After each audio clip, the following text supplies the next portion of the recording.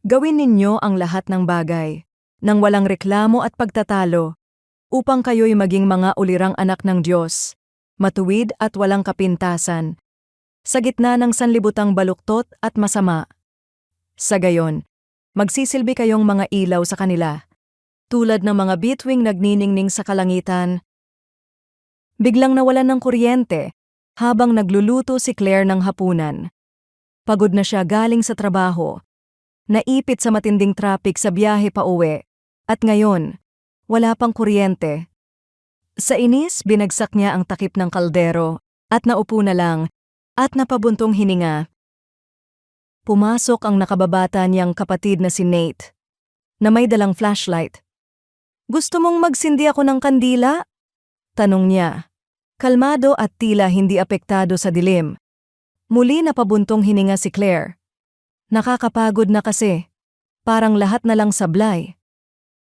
Habang kumakain sila, mahina lang ang pagkasabi ni Nate.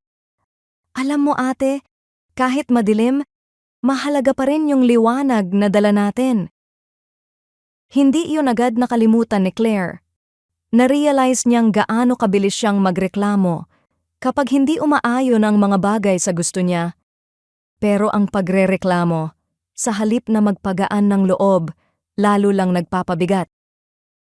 Sa Filipos Kabanata 2, sinasabihan tayo ni Pablo na huwag magreklamo, kundi mamuhay ng may katapatan at pasasalamat. Sa mundo ngayon na puno ng negatibo, ang pusong mapagpasalamat ay nagiging liwanag na nakikita ng iba.